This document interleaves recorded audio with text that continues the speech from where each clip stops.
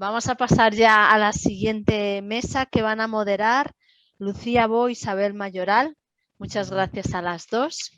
Damos paso a esta última mesa de la mañana. Muy bien, pues muchas gracias, Mara. Bueno, no sé si... Ahora se me escucha mejor sin los cascos. Sí. Nada, vamos a dar paso a la tercera mesa que la moderaremos Lucía y yo, y quería sumarme a agradecer a todos los participantes y oyentes que están aquí hoy con nosotras y dar la bienvenida a las personas que se hayan unido durante la mesa anterior de ACHO. Entonces, lo dicho, damos paso a la tercera mesa, donde tenemos un total de 9 papers o reflexiones y bajo el tema o lo general de la arquitectura y el diseño de los espacios para la participación en los cuidados. Entonces, durante este recorrido se reflexionará sobre qué ha condicionado el diseño y la configuración de los espacios en nuestra vida cotidiana y se reflejará a través de diferentes ponencias la necesidad de aplicar los criterios feministas y las teorías del cuidado en el diseño de estos espacios arquitectónicos, así como el resultado de algunos ejemplos propios de dicha aplicación. De esta manera atenderemos a reflexiones que llevan la teoría de los cuidados a la práctica, trabajando a diferentes escalas y con diseños inclusivos, y se hablará de la docencia y su papel clave en la concienciación y visibilización de estas realidades, y la necesidad de repensar y trabajar en la construcción de redes de cuidado que conectan los espacios urbanos con la vida cotidiana. Entonces, ahora iremos dando paso a cada una de estas reflexiones y presentando a sus participantes. Buenas. La primera mesa nos la traen, la primera propuesta nos la traen Marta Camacho y Patricia Reus. Ambas son alumnas de la Escuela Técnica de Edificación de la Universidad Politécnica de Cartagena y su propuesta se llama Coreografía de los Cuidados. ¿Estáis por aquí? Sí, hola, aquí estoy yo, que Patricia, Hola. sintiéndolo mucho, no ha podido asistir. Vale, ¿queréis poner el audio o vas a hablar por encima? No, si ponéis el vídeo con el sonido. Vale, perfecto.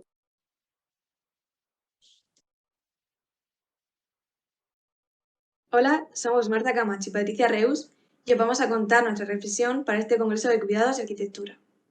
Se titula Coreografía de los Cuidados y consiste en una metodología para el estudio de la vivienda colectiva desde una perspectiva de género.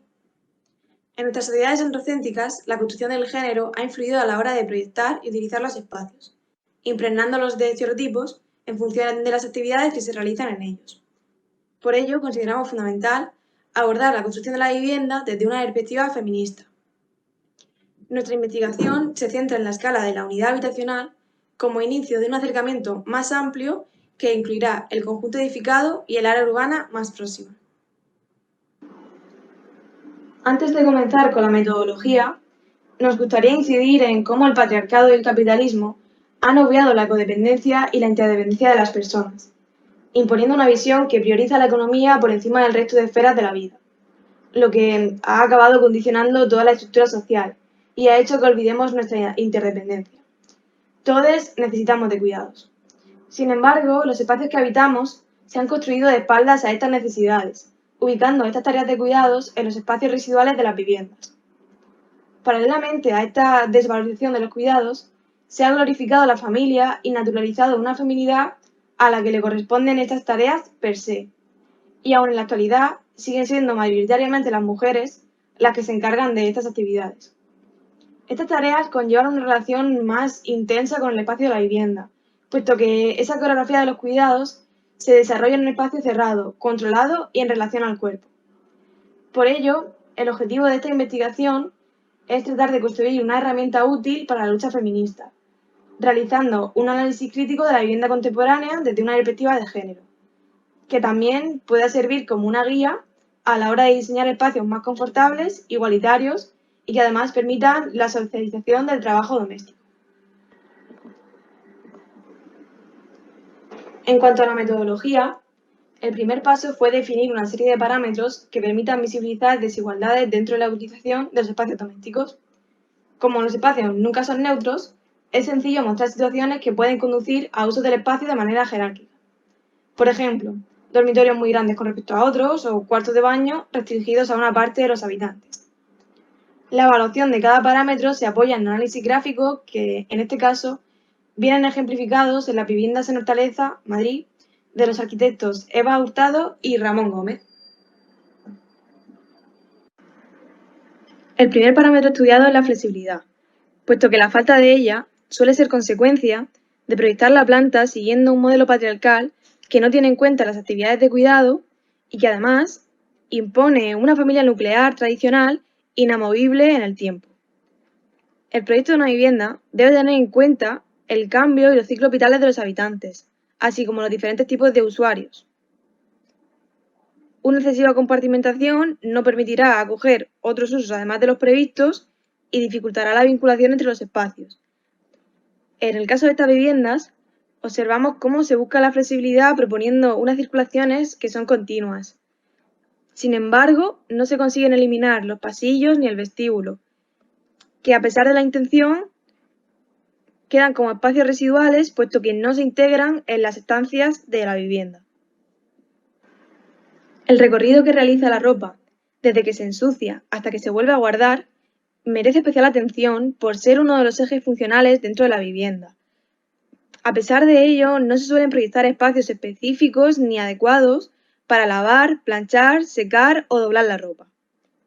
Para analizar este parámetro, hemos estudiado la longitud y complejidad del recorrido con relación al tamaño de la vivienda, así como el espacio utilizado para cada actividad del ciclo.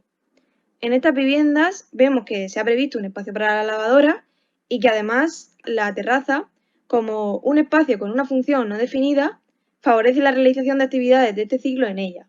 Además, se sitúa en relación al espacio principal, lo que ayuda a visibilizar dichas tareas.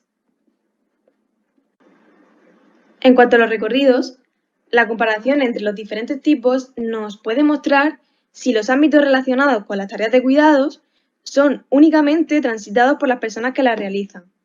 Áreas como lavaderos, terrazas no vinculadas al espacio de día o partes de la cocina únicamente dedicadas al trabajo se convierten en espacios invisibles para aquellos usuarios pasivos que no se implican en estas tareas.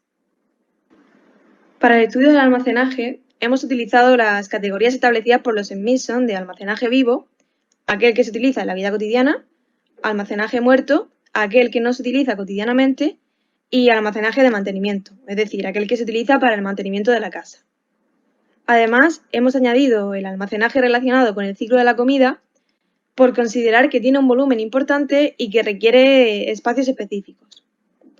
En estas viviendas la falta más grave la encontramos en el almacenaje muerto, porque no hay ningún armario situado en una zona común, lo que facilitaría la flexibilidad en cuanto a la ocupación de la vivienda e incluso el funcionamiento cotidiano. La cocina es uno de los espacios más vinculados con las tareas domésticas. Tradicionalmente se han situado en las zonas con peores vistas y peor ventilación. En este caso, ocupa una posición central y visible, con unos espacios que, como vemos, son aptos para que varias personas puedan colaborar en la preparación de alimentos. Sin embargo, no hay ningún filtro entre la cocina y el resto de estancias, lo que afecta a la privacidad de las personas que trabajan en ella, que se encuentran constantemente visibles. La existencia de espacios de dimensión y calidad espacial muy superior a la de otros se traduce en jerarquías que conducen a una utilización desigual de la casa. Por ejemplo, salones muy amplios para descansar y cocinas muy reducidas donde se realiza un gran número de movimientos. En las viviendas de Hortaleza vemos que los pasillos son los espacios con mayor superficie tras la cocina-salón, pero con una geometría tal que no permiten su apropiación por usos imprevistos. Los análisis propuestos son útiles para evidenciar si, en consonancia con esa importancia de las tareas de cuidados para el mantenimiento de la vida y de la dedicación y el tiempo que conllevan, se han proporcionado espacios adecuados y confortables para su realización. Además, la visibilización de estas tareas no solo mejoraría la vida cotidiana de las personas que las realizan, sino que ayudaría a construir hábitats más inclusivos, eficientes e igualitarios.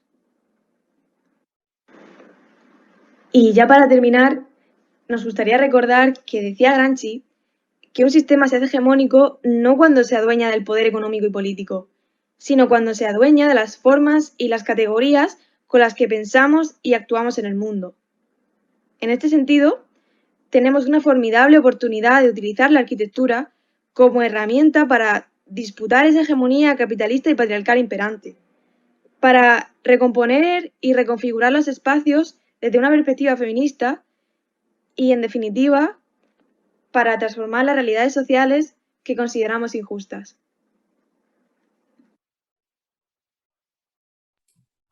Bueno, pues la verdad que un trabajo bastante interesante, con un material gráfico súper chulo y un título increíble.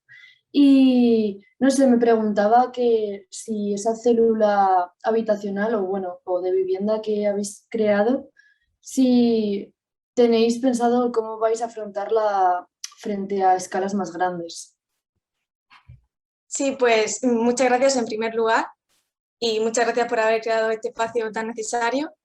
Y respecto a la pregunta, pues nos centramos primero en estudiar la célula habitacional, pero para completar el análisis sería necesario también estudiar la escala del barrio, la escala del conjunto edificatorio entero, pero de momento hemos hecho ese primer paso de estudiar la unidad habitacional.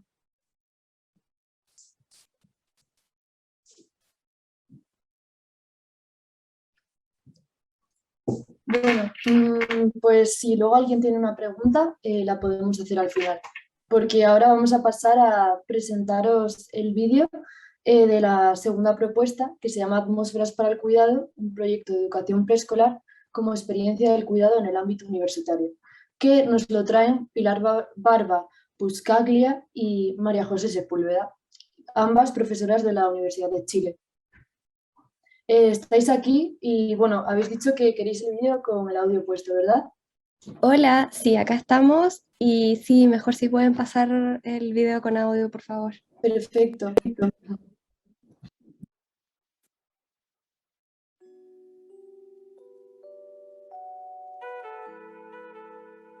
Atmósferas para el cuidado. Reflexiones en torno al desarrollo de un proyecto de arquitectura preescolar en un entorno universitario en Chile, inspirado por la teoría del cuidado, por Pilar Barba y María José Sepúlveda. Las presentes reflexiones surgen en torno al desarrollo de un proyecto de infraestructura preescolar para un campus universitario en Santiago de Chile, específicamente el campus Andrés Bello de la Universidad de Chile. Este proyecto buscó tomar los planteamientos de la teoría del cuidado y cuestionar si es posible aplicarlos sobre el diseño de infraestructura y de qué forma puede hacerse, empujando el hacerlo de forma crítica y situada, más allá de recomendaciones generales. De este modo, el concepto de cuidado se plasmó de forma intencionada en las distintas etapas del proyecto: la detección de la necesidad y formulación teórica, propuesta conceptual, de emplazamiento, propuesta espacial, estructural, material y formal. La propuesta, al surgir en un contexto académico, permitió generar una serie de reflexiones desde la teoría del cuidado, sobre la forma en la que se diseñan espacios educativos, el proceso de diseño y aproximación a este, y el aprendizaje y enseñanza de la arquitectura. La primera parte analiza el impacto que los espacios educativos preescolares tienen en niñas y niños y reconoce la importancia de desarrollar aproximaciones cualitativas al diseño de estos espacios, propiciando que la arquitectura actúe como un tercer educador. De este modo, lo espacial pasa a ser un actor en el proceso de aprendizaje, con foco en las necesidades de niñas y niños, y no uno centrado solo en facilitar la labor de los adultos. Esto es aún más necesario en Chile, considerando la crisis de los cuidados que atraviesa el país y la falta de nuevas propuestas en torno al diseño de espacios de cuidado infantil, los cuales son desarrollados desde una mirada cuantitativa más que en una cualitativa, que considere las experiencias y aprendizajes que se pueden proveer a través de lo espacial. La segunda parte explora cómo todas estas intenciones pueden hacerse tangibles. Para esto se utiliza el concepto de atmósfera, el cual permite que hablemos de los fenómenos cualitativos que ocurren en el espacio. La idea de atmósfera permitirá reconocer y diferenciar ciertos caracteres fenomenológicos cuasi objetivos de un lugar, los cuales pueden ser manipulados a través del diseño con el fin de propiciar determinados ambientes. De este modo, y con el afán de desarrollar una arquitectura que albergue y propicie los cuidados infantiles al interior del espacio universitario desde una mirada comunitaria, se desarrollan una serie de principios generales en base al estudio de las necesidades de los miembros de la comunidad universitaria. Estos principios fueron sintetizados en una matriz, la cual ayudó a determinar las decisiones de diseño, generando como resultado infraestructura y espacios que reconozcan el espacio como tercer educador, promuevan el juego y la autonomía, generen integración con el entorno y educación ambiental, y promuevan la participación activa de las y los cuidadores en el espacio. La incorporación de un espacio de cuidados infantil al interior del campus es algo que no ha sido desarrollado en el país, por lo que la propuesta busca extender una invitación a reentender los cuidados como parte de la cotidianidad de la comunidad universitaria, así como las prácticas sociales en torno a ellos, lo que genera el potencial de actuar como un catalizador de nuevas relaciones. Finalmente, la tercera parte cuestiona la disciplina arquitectónica desde el lente de los cuidados. Lo que desarrollamos como arquitectos afecta la vida de las personas, su habitar, su vida cotidiana e incluso cómo desarrollan sus relaciones. Sin embargo, la educación y formación para los arquitectos ha dedicado demasiado esfuerzo en poner valor a los grandes monumentos, lo extraordinario en términos formales o de escala, aproximación que suele anteponer el impacto de la obra por sobre el hábitat cotidiano de las personas y la potencialidad que tienen los espacios de cuidar a quienes los habitan. En este sentido, este proyecto llama a pensar en lo común, en un diseño modesto y respetuoso que posiciona a las personas y a la vida en el centro, donde lo extraordinario puedan ser las relaciones y experiencias que se dan en sus espacios. Por otro lado, creemos que las virtudes no se desarrollan de forma aislada, sino que se ejercen dentro de prácticas. Y es precisamente por eso que una transformación del quehacer arquitectónico exige el autocuidado y un análisis crítico respecto a las formas de enseñar, aprender y hacer arquitectura. Es más necesario que nunca salir del foco de la hiperproductividad, excesiva exigencia y exitismo hacia una versión más holística entre arquitecto y obra arquitectónica. Todo este proceso, que surge del enfrentamiento de lo teórico y la práctica, genera más preguntas que respuestas. Sin embargo, este ejercicio permitió vislumbrar el amplio campo que hay para explorar en la arquitectura y reafirmar que hoy más que nunca se vuelve necesario incorporar criterios de cuidado en la disciplina. Es necesario que recordemos para qué diseñamos, cómo queremos vivir ese proceso de diseño y cómo queremos que las personas vivan esos diseños.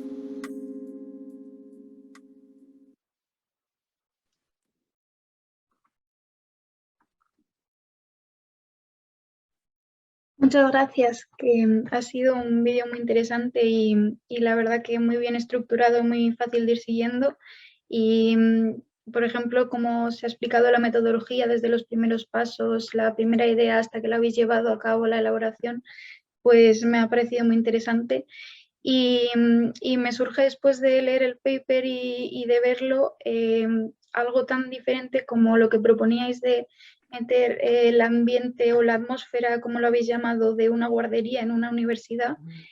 Lo primero que pienso, si ese proyecto se llevara a cabo en nuestra universidad, en la ETSAMI, nosotras como estudiantes, Lucía y yo, ver cómo se llevarían a cabo las interacciones entre los niños y los estudiantes, o aunque habéis mencionado que no se ha llevado a cabo, pero ¿qué pensabais sacar de allí que también pudiera servir para luego ese diseño y cuidado dentro de la universidad? Bien, quisiera contar que, bueno, primero que nada saludarlas y agradecer esta oportunidad que ha sido maravillosa para María José y para mí. Brevemente tomo la palabra. Este proyecto, que es un proyecto de título de grado de María José, aborda la creación de un jardín infantil en un campus universitario, uno de los 5 campus universitarios que tiene la Universidad de Chile.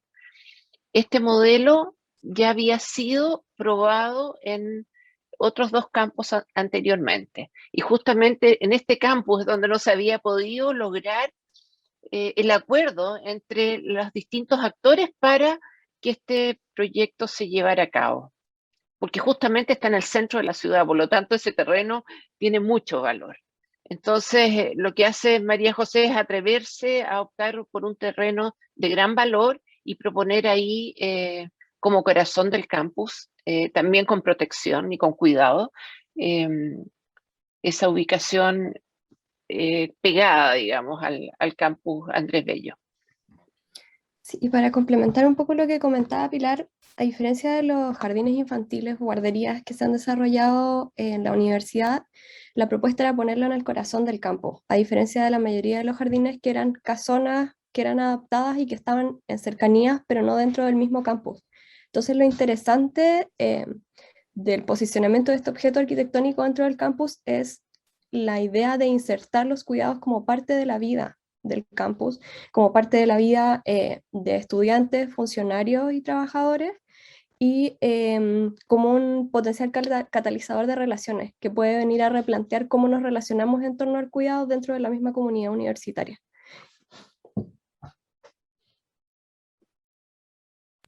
Muchas gracias.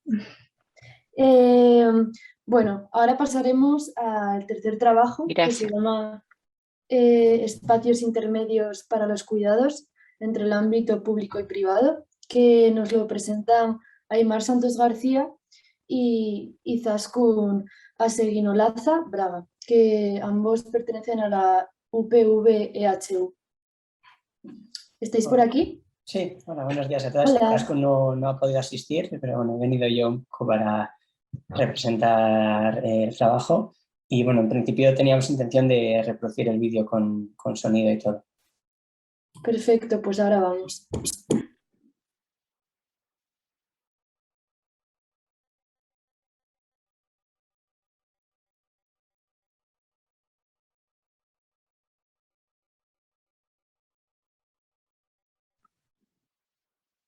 Laura.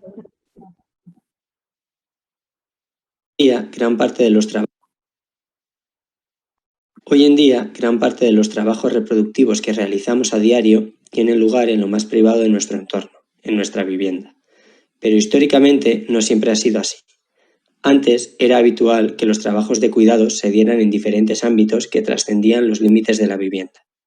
Era habitual que los espacios públicos del vecindario fueran el entorno en el que se cuidaba de las personas jóvenes y mayores, ya que eran espacios urbanos que permitían jugar o relajarse sin necesidad de vigilancia. Esto se debía principalmente a que existía una comunidad cohesionada que permitía compartir los trabajos de cuidado entre sus integrantes, que históricamente eran mujeres. Esto cambió con la llegada de la industrialización y los desarrollos urbanos higienizadores que perdieron la irregularidad de los tejidos urbanos no planeados y los pequeños espacios comunitarios resultantes. De modo que eliminaron gran parte de los pequeños espacios para la interacción social y los trabajos de cuidado. Además, los nuevos barrios de ensanche impulsados por un abrupto éxodo de trabajadores a las grandes ciudades se centraron en proveer de vivienda a estos, prestando escasa atención al espacio urbano. Se descuidaba la existencia de espacios adecuados para los trabajos de cuidado y se obligaba a realizar estos trabajos en el interior de la vivienda, de modo que las mujeres quedaron recluidas. Esta tendencia ha ido en aumento motivada por la sociedad individualista que impulsa el capitalismo y la clara influencia de una sociedad patriarcal que invisibiliza los trabajos reproductivos. Nosotros creemos que es vital que los entornos domésticos y vecinales evolucionen para volver a dar cabida a los trabajos de cuidado de una forma comunitaria y visible, a favor de una sociedad más igualitaria. La bibliografía especializada señala que las cualidades físicas del entorno son capaces de generar sentimientos de apego al lugar o sentido de comunidad y fomentar las relaciones sociales en el vecindario, permitiendo visibilizar y realizar los trabajos de cuidados de forma comunitaria y evitando que las mujeres asuman toda la carga. En este contexto, estos estudios consideran que el espacio comunitario ayuda a fortalecer los valores perdidos en la ciudad en la medida en la que podamos asegurar algunas características como presencia de espacios verdes, zonas comunitarias y equipamientos comunitarios, existencia de viviendas permeables que se extiendan a un espacio comunitario exterior adecuado o zonas de estancia y juego seguras. Entre los beneficios que generan estas características físicas también podemos encontrar la mejora en la salud física y mental, mayor socialización y beneficios en el ámbito de la sostenibilidad. Durante la crisis del COVID-19 ha quedado de manifiesto la importancia de los trabajos reproductivos y la necesidad de las personas de socializar. Hemos visto vídeos de comunidades asomadas alrededor de un patio, niños jugando en las terrazas, vecinos charlando de balcón a balcón o ayudando a las personas más dependientes y frágiles de su vecindario. En la mayoría de casos, estas situaciones de visibilización de los trabajos reproductivos y socialización se daban en un escenario en el que el entorno construido no favorecía estas actividades. Sin embargo, nuestra necesidad de cuidarnos de forma colectiva era capaz de saltar los límites que nos imponía lo construido. Por desgracia, también hemos podido constatar que estos nexos que hemos tejido durante el confinamiento se han diluido en cuanto nos han permitido salir de nuestras viviendas y nos hemos vuelto a relacionar a través del espacio urbano. Todo ello nos lleva a concluir que debemos preparar el escenario urbano para tejer nexos entre las personas con el objetivo de recuperar el cuidado entre ellas y sobre todo hacia las mujeres. Para ello, apostamos por esquemas de vivienda que rompan con la falta de espacio exterior adecuado, zonas de encuentro entre vecinos y zonas de juego. Los espacios en los que se podrían producir estas experiencias se encuentran en la frontera entre el espacio público y el privado, lo que en nuestra investigación denominamos espacios intermedios. Estos espacios que investigamos abarcan desde los espacios de relación próximos a la vivienda hasta los pequeños recovecos o plazas que actúan como catalizadores sociales de escala local, los cuales son un escenario perfecto para los trabajos reproductivos. En esquemas de vivienda comunitaria se podrían reproducir espacios intermedios buscando ser el primer paso en la reexteriorización y visibilización de los trabajos de cuidados.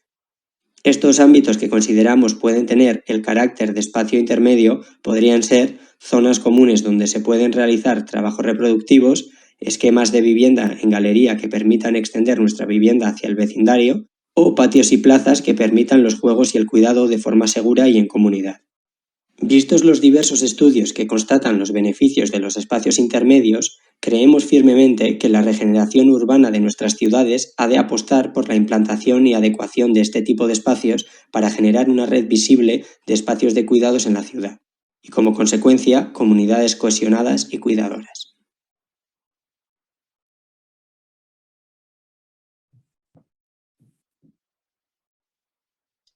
Muchas gracias, Aimar. Muy interesante vuestra propuesta o estudio de los espacios intermedios y esa denominación. No sé si Isabel tiene algo más que decir.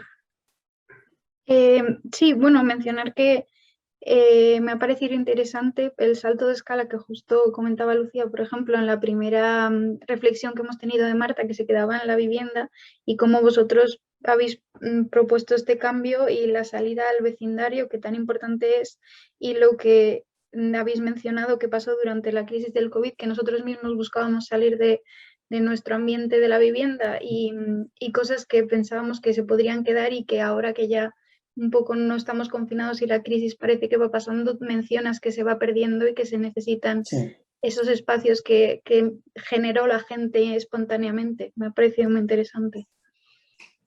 En un principio, bueno, para esta comunicación nos hemos centrado en esta escala inmediata a la vivienda, digamos, pero bueno, esto se enmarcaría un poco dentro de mi tesis doctoral y la idea es trabajar como desde la escala de barrio hasta la escala de la vivienda para intentar generar un gradiente de espacios que ayuden a la visibilización, bueno, a la socialización en general y a la visibilización de los trabajos de cuidado en concreto en este caso.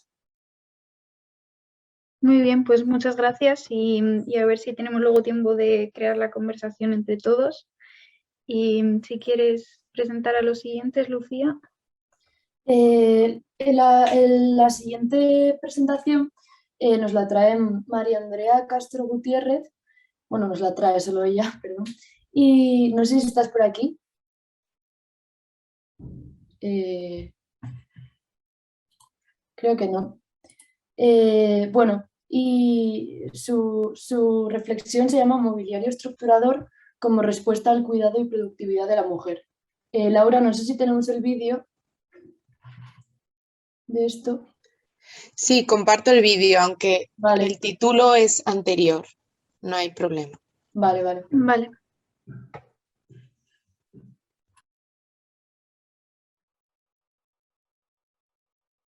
Hola, buenas tardes. Mi nombre es Andrea Castro. Soy arquitecta de la Pontificia Universidad Javeriana de Bogotá, Colombia. Y el día de hoy les voy a presentar la arquitectura del cuidado, un aprendizaje con la mujer, que fue lo que postulé para el congreso. Bueno, lo primero que hice fue definir qué es la arquitectura del cuidado y fue al final de todo el trabajo como para ya cerrar un poquito el término. La definición se define como el arte y técnica de crear espacios con intención de conservar, guardar o asistir a los que habitan. Esto yo lo quise como ya plantear con el papel del cuidado de la salud de las personas, o sea, ese cuidado que nosotros hacemos, pero me sirvió mucho más cuando ya hablé de la vivienda como tal, o sea, qué me sirve para la vivienda y cómo yo puedo intervenir. Entonces saqué del DANE, que es el Departamento de Administración Nacional de Estadística, resultados y datos del cuidado, y ellos lo definen como horas laborales no remuneradas, que son pues un trabajo más para la sociedad. Entonces ellos lo definen en 3 partes, uno que son cuidados directos, que son como ayudar a comer, bañarse, todo eso, indirectos, que son como limpiar, hacer comida, y pasivos, que son cuidar niños o personas adultas, etc. Entonces, yo en ese análisis, obviamente se centra mucho en la mujer, y por eso como que quise trabajar con la mujer, ya que pues ella está en una desventaja laboral, porque las horas laborales no remuneradas son muchísimo mayores, por no decir que el doble que el de los hombres. Tras del hecho sumándole que el DANE no habla nunca del cuidado personal, ¿no? Así, o sea, como que físicamente las mujeres también necesitamos, no sé, salud, cuidarnos, lo que sea, hacer ejercicio, y eso tampoco está contado, y tras del hecho, nosotros tenemos como el cuidado del hogar, como realmente ya hablaba. Entonces, en toda la investigación yo me centré todo en la mujer, de cómo ellas les toca trabajar muy duro para sacar las cosas adelante, y cómo este problema se puede volver como una solución también para ellas. Entonces lo que hice fue un estudio con 10 mamás en una población periférica en Bogotá, más específico en Ciudad Bolívar, que son personas con recursos limitados, y hice unos levantamientos de sus viviendas y unas encuestas pues para preguntar qué mejorarían de su vivienda o qué son como las tareas o los cuidados que merecen más tiempo y más espacio y les quitan tiempo para traer dinero o hacer otras actividades que sí son remuneradas. Entonces, concluyendo con todo este análisis, yo quise hacer como una ayuda, digamos así, con el concepto y con la vivienda productiva de la ciudad. Entonces, la vivienda va a ser una vivienda productiva para ellas, ya que ellas son mujeres que tienen que trabajar en la casa, porque no tienen un trabajo fijo o no pueden, entonces tienen que mantener a sus familias directamente en la casa.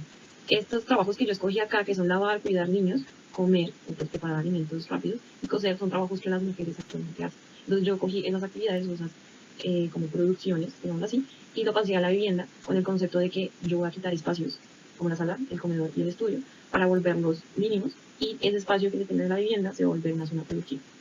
También en el programa me quise centrar sobre todo en el cuidado de las cuidadoras, o sea, de las mujeres, con el fin de darles también una calidad de vida y un bienestar a ellos, no solamente que trabajen y ya, sino que también tienen el hecho de tener como unos espacios mucho más dignos, digamos así. Entonces, su flexibilidad, su privacidad, tienen un espacio de meditar. Entonces, básicamente este es el programa que yo. Bueno, y en el diseño de las 4 tipologías que hice, pues como había mencionado, yo pues, hice como que todos esos espacios que tradicionalmente pues, estaban en la vivienda para volverlos productivos, y que las mujeres tengan como el espacio, o como los espacios adecuados para cada actividad, que sería de lavar, cocinar, para vender productos solamente, digamos así, coser y para cuidar niños. Sobre todo este de cuidar niños, que ya les muestro. Esta tipología que es para niños está basada, pues no, como tal, no es un trabajo de ellas, sino es como una actividad comunitaria que ellas hacen para mujeres que trabajan fuera del barrio y no pueden dejar a sus hijos solos. Entonces, ellas alquilan sus propias casas para cuidar a los niños, y también ellas mismas pues, trabajan o hacen otras actividades. Entonces, pues esta vivienda, su tipología, tiene unos espacios grandes para los niños que puedan jugar, que puedan tomar clases, también se pueden quedar ahí y tienen como la capacidad para que tengan también una privacidad. Según pues, el programa que yo planteé, obviamente tiene los espacios para que las cuidadoras estén en espacios óptimos y capacitados, y sin tener algún tipo de hacinamiento, que eso es lo que usualmente pasa en estos barrios populares. La segunda tipología es de cocinar o preparar productos. Obviamente las viviendas actuales no tienen pues una ventilación o una cocina capacitada para esto. Entonces pues esta tipología tiene como fundamento quitar los espacios que yo ya había mencionado para hacer una cocina óptima, pero a su vez tengan unos espacios dignos también para que ellos puedan vivir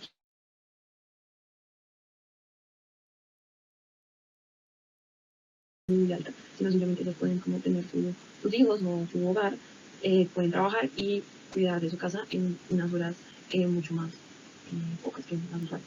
También esta es la tipología número 3, es de coser, que pues lo que se quiso hacer es como que la parte de producción esté en la parte de abajo y la actividad en la parte de arriba, de los muebles que se plantean acá. Esto también con el fin como de tener una cercanía inmediata de cuidado, ya sea de niños o de adultos o de lo que sea, y que pues no obstruya también como esa parte que hablaba de la producción y que ellas puedan también tener pues lugares dignos y amplios para que ellas puedan trabajar y cuidar bien. La cuarta tipología y la última es de lavar, que esta pues también tiene estos espacios, este mueble que se cambia, o sea, como que se quitan partes como de sala del estudio y se vuelve un solo mueble. Este mueble tiene la capacidad de volverse una cama, de volverse como una mesa planchada para que ellas puedan como trabajar ahí, y también tiene vista pues para la parte donde están los niños jugando o estudiando, y la parte de la cocina, que si yo estoy haciendo cualquier tipo de alimento, pues también puedo cuidarlos y pues, tener un cuidado de ellos más óptimo y con las mismas condiciones que pues hablábamos, que tenga una zona para meditar, una huerta, pues que podamos ya. Bueno, para concluir el aprendizaje de este trabajo fue más como la vocación del arquitecto de cómo podemos mejorar la calidad de vida de las personas, ya que pues ahora nosotros tenemos que trabajar desde las casas, y cómo podemos hacer que ese cuidado sea óptimo y sea digno para todos. Y también otra como reflexión es que yo hice una vivienda con una investigación de mujeres, pero esto está centrado sobre todo a los cuidadores y cuidadoras. O sea, básicamente todos ya tenemos que tener en cuenta que debemos cuidar y que nuestros hogares y las familias merecen un cuidado específico. Entonces estos espacios ayudan y estas investigaciones ayudan a mejorar esa calidad de vida y esos espacios dignos que queremos. Gracias. Pues la verdad que es una pena que Andrea no esté, porque sentimos que su tema encaja muy bien con las demás exposiciones que hemos enseñado anteriormente.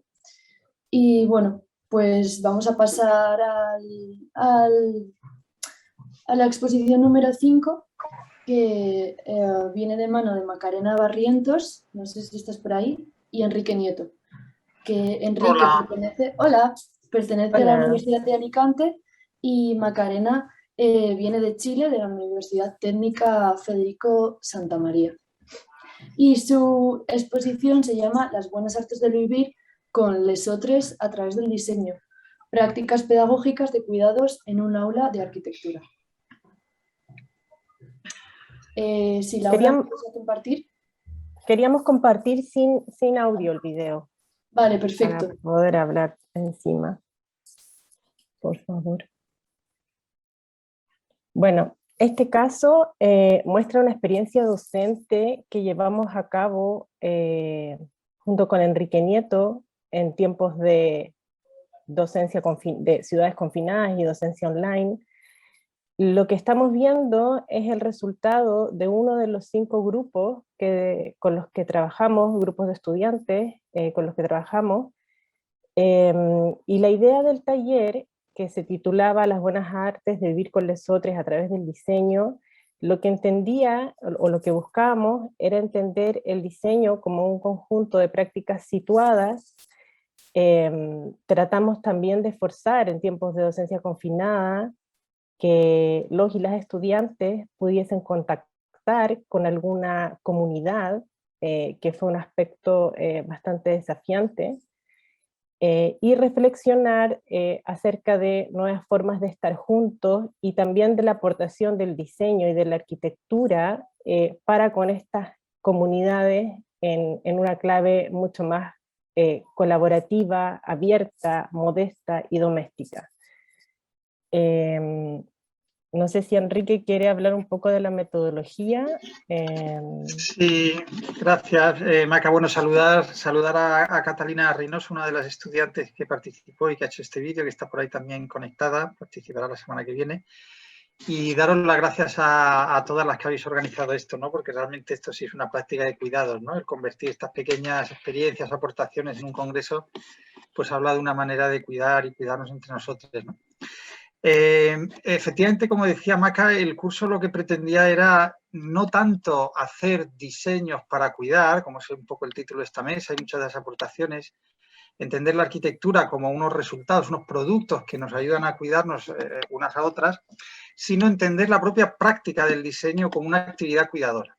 Entonces, para esto los grupos de estudiantes lo que hicieron es ir a buscar comunidades de práctica que ya estaban operando en Valparaíso y que estaban utilizando el diseño precisamente como un tipo de práctica que les permitía a esas comunidades, que les permite cohesionarse y cuidarse, ¿no?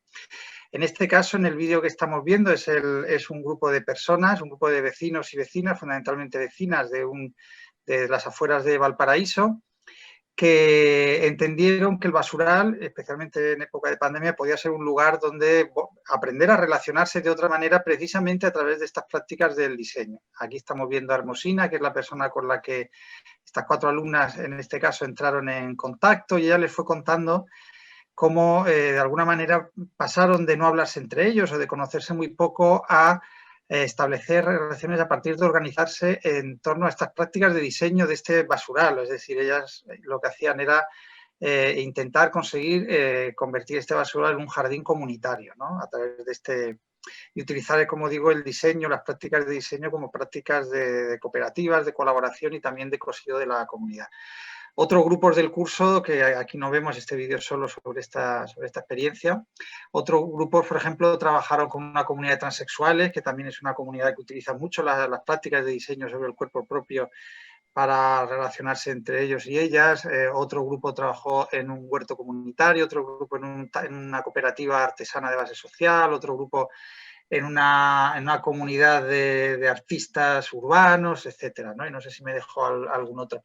Pero básicamente son grupos de personas que utilizan el diseño, un diseño aparentemente no experto, o por lo menos muy alejado de la universidad, para establecer relaciones de cohesión social y sobre todo de cuidado entre ellos y ellas, ¿no? Ella, Hermosina, cuenta muy bien en este vídeo y en las palabras cómo el tener que decidir sobre estos materiales, el tener que decidir sobre dónde poner las cosas, cómo hacerlas, etcétera, etcétera, sin ningún conocimiento, como digo, experto, les ayudaba a entender y a comprender a unos vecinos y vecinas a los que hasta ahora, entonces, pues bueno, los conocía de saludarse, etcétera, ¿no? En este sentido, también para acabar, yo creo que decir que, claro, que como experiencia pedagógica fue para nosotros muy interesante porque al estar hecho en tiempos de pandemia nos permitió sustituir las interacciones que suceden en el aula entre todos y todas por unas interacciones que los estudiantes se tenían que inventar, ¿no? En este caso, este grupo de 4 personas, de 4 chicas, pues encontraron este basural. O sea, cada grupo tenía como que buscarse las maneras de recuperar esas interacciones que habíamos perdido en el aula e integrarse en una práctica muy situada, integrarse en este tipo de prácticas para comprenderlas desde dentro y para ver el papel que el diseño tenía en estas, no sé, desde el diseño aquí vemos cómo se ponen unas piedras en círculo, qué tipo de piedras, qué tipo de plantas, etcétera, ¿no? Es un diseño muy básico, pero al fin y al cabo teníamos mucho interés, Macarena y yo, de que entendieran que estas son prácticas de diseño, ¿no? Que el diseño no es solo lo que hacemos arquitectos y arquitectas en un ordenador, sino también algo que constituye una práctica cotidiana que, especialmente en una ciudad como Valparaíso, está absolutamente dispersa y llena, ¿no? Valparaíso es una ciudad maravillosa donde este diseño informal lo ocupa prácticamente todo, ¿no? Y en ese sentido, pues lo pudimos disfrutar mucho, ¿no, Maca? ¿Quieres acabar tú y complementar? No, solamente agradecer bueno, este espacio para poder mostrar estos temas y también cerrar tal vez con la idea de que creo que hay muchos conceptos que se han ido repitiendo en las otras ponencias, como los tiempos cotidianos, los espacios modestos, la colaboración y los cuidados, y creo que evidentemente en esta experiencia pudimos ver cómo también las propias comunidades cuidan sus propios diseños y muchas veces la arquitectura pasa por encima de eso. Entonces en este taller tuvimos la oportunidad de ir revisando esas aportaciones, muchas veces mínimas, de distintas comunidades, y creo que también fue un regalo para nosotros como docentes, pero también para los estudiantes y las estudiantes, para poder ver eso y hacerlo en clave colaborativa, además en un contexto que, bueno, nada, tal vez por lo particular que tuvo, ¿no es cierto?, de estar ahí confinados, logramos hacer este taller un poco más particular. Sí, y en ese sentido yo quería aprovechar para dar las gracias a la Universidad Técnica Federico Santa María por habernos permitido hacer un curso tan poco normativo, donde el diseño no se hace dentro del aula, sino que se hace fuera. Y también, bueno, pues agradecer a quien publica Maca por esa fantástica compañía que durante este semestre nos hicimos los dos, ¿no? Eso, muchas gracias. Muchísimas gracias a vosotros, la verdad que una exposición interesantísima Y a Catalina también por el vídeo, si está por aquí, que las imágenes han sido preciosas. Y bueno, si Isabel no tiene nada más que decir, vamos a pasar ya a la número 6. Bueno, yo me sumo a ti a agradecer el proyecto que habéis traído y el cierre que ha hecho Macarena, pues me parece ya fantástico para dejarlo allí y no añadir nada más. Y lo mismo y felicitar por este vídeo tan bonito y que nos cuenta tan de primera mano la experiencia que tuvieron los alumnos. La verdad que un poco de envidia de no haber estado en ese taller. Sí, la verdad que sí. Gracias. Te has silenciado, Lucía. Vale, perdón. Que ahora es el turno de Alejandro Moreno Ruiz, de la UPV. Alejandro, ¿estás por ahí? Sí, Hola. Hola, que Hola. nos presentas arquitectura docente para la visibilización y dignificación de los cuidados, una reflexión sobre las escuelas Montessori de Hermann Hertzberger. Y bueno, Laura, si quieres poner el vídeo, no sé si quieres comentarlo o Sí, cómo no, lo- mejor el vídeo con audio. Vale, perfecto, perfecto.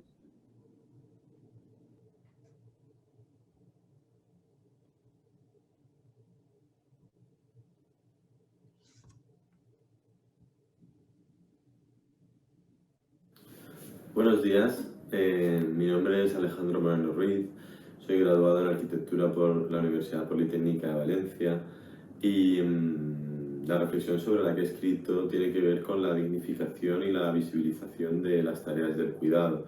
Es un tema que he desarrollado en profundidad a lo largo del trabajo de final de grado, de la mano de Eva María Álvarez y de Carlos Gómez, y que he seguido desarrollando a lo largo de este año. El objetivo principal de la reflexión no es otro que el poner de relieve la necesidad de revisar desde una perspectiva feminista la arquitectura docente. Es decir, que de alguna forma tanto el sistema educativo como la arquitectura docente dejen de tener un papel reactivo para tener un papel activo en cuanto a la lucha por la igualdad se refiere, ¿no? En este sentido, creo que las escuelas son más concretamente dirigidas al cuidado. Las escuelas son un lugar en el que la visibilización del mismo y la introducción en el día a día en lo que es el propio sistema educativo es tremendamente sencillo y, como veréis a continuación, ¿no? Como sabemos, el cuidado es una tarea que en su mayoría es desarrollada por mujeres, ya sea el cuidado de los demás o el cuidado del entorno, como las tareas domésticas, etc. Según María Ángeles Durán, de hecho, el 80% de las tareas relacionadas con el cuidado no remuneradas son desarrolladas por mujeres. Y si miramos las encuestas de Cataluña de usos del tiempo de 2011, aproximadamente las mujeres invierten el doble de tiempo semanalmente a las tareas del cuidado. En concreto, las mujeres rondan en torno a las 28 horas y los hombres en torno a las 14.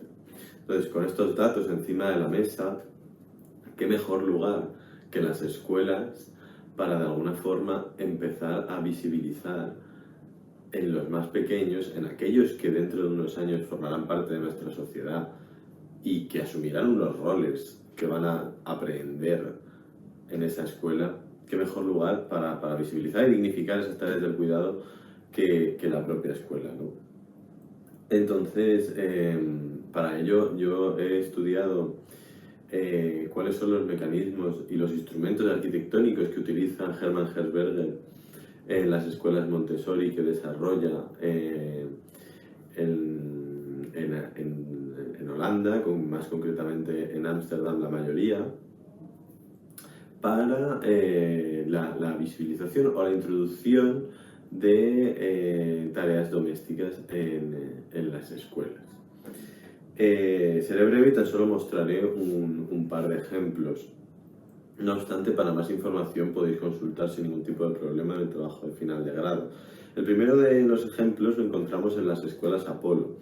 En ellas, el arquitecto construye un mueble autoportante, como veis en las imágenes, que aparece en la mayoría de las aulas y que contiene desde una pila de lavado hasta una vajilla, la zona de almacenaje, etc. En general es un elemento doméstico que no suele encontrarse en las escuelas y que en este caso por el propio modelo educativo Montessori pues es necesario incorporarlo.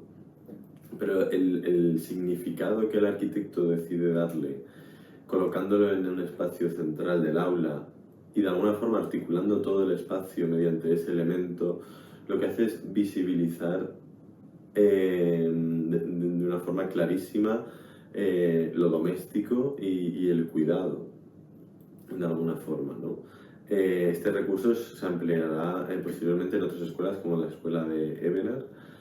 Y si nos vamos al segundo de los ejemplos, en las escuelas Montessori Delft, por ejemplo, encontramos un espacio anexo a lo que sería el aula, separado simplemente por un cambio de cota, donde encontraremos pues, todo lo necesario para desarrollar tareas domésticas también, por ejemplo, una pila, un banco de trabajo, espacio para almacenaje también, ¿no? De alguna forma lo que hace con esto es introducir una domesticidad y darle visibilidad a unas tareas domésticas y de cuidado del entorno o de los demás que tienen un protagonismo que antes no tenían.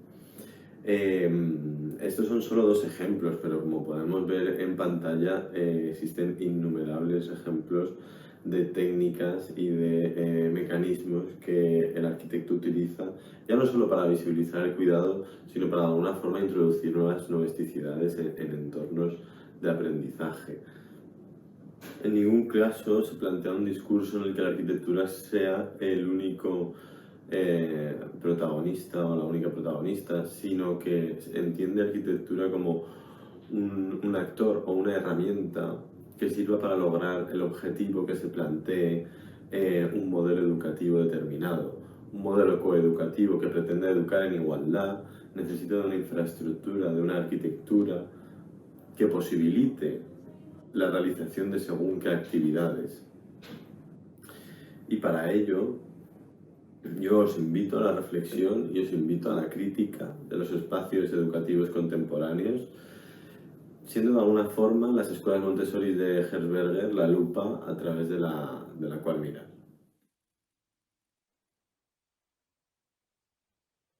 Muchísimas gracias, Alejandro. Un trabajo, la verdad, que apasionante. Y me ha gustado también mucho la coda final, que hablas como de que la arquitectura no pretendes en ningún momento que sea como el agente principal de, bueno, pues, como de esta situación. Y no sé si tendrás algo más que añadir. Sí, no, bueno, agradeceros a la organización y al comité científico todo el esfuerzo, porque creo que estos momentos son muy valiosos y que hacen falta. Y nada, respecto a lo que has dicho, sí, yo creo que al final en todo lo que tiene que ver con arquitectura hay un egocentrismo tremendo y una falta de aceptación en tanto que para conseguir este tipo de cambios sociales no hace falta solo arquitectura, sino que hace falta muchas otras cosas, implicar a otros muchos agentes a nivel de la sociedad. Y bueno, eso es todo. Muchas gracias. A ti, nos ha encantado. Bueno, pues ahora pasamos a